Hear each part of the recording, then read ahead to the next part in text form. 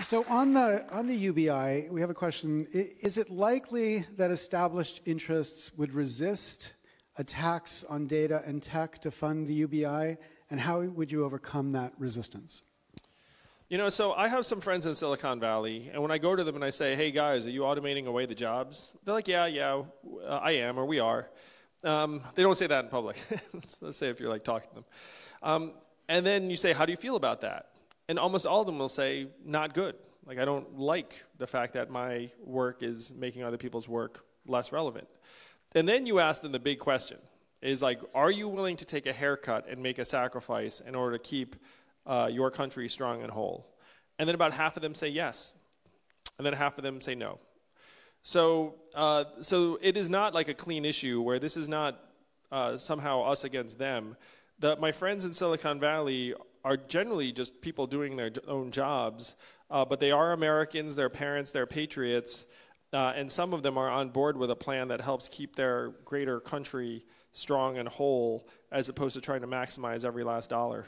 And one of the things I say is, look, this is a better environment for progress and innovation if other people are excited about it. That it's not like Donald Trump is like a good sign for progress and innovation.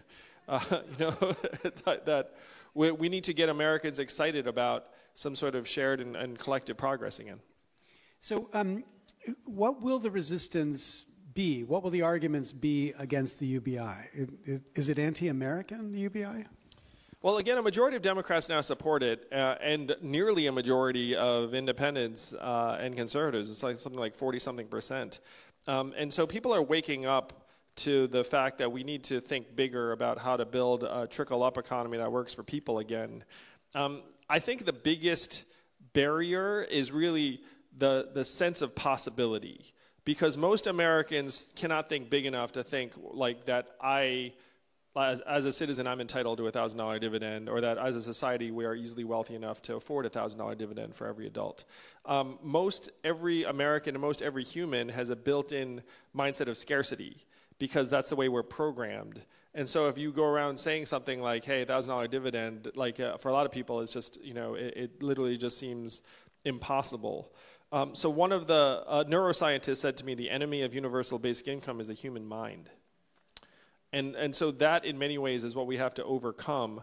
But what I'm happy to say is that people are waking up to the possibility of relative abundance every day. So it's usually said, as Maine goes, so goes the nation. But I take it that the best example of UBI in America right now is Alaska, right? Yeah, so Alaska in 1982, they implemented this petroleum dividend, where now everyone in Alaska gets between $1,000 and $2,000 a year, no questions asked. And it's wildly popular, has created thousands of jobs, has improved children's health, has decreased income inequality, and it's been with them for almost 40 years. So what I've been going around saying is, look, if they did that with oil money, we can do what they did in Alaska for the rest of the country with technology money. And Alaska is a deep red conservative state. So again, it shows that this is not some kind of province of the left. This is actually something that's been in effect in an American state for almost 40 years now. That's a really important point.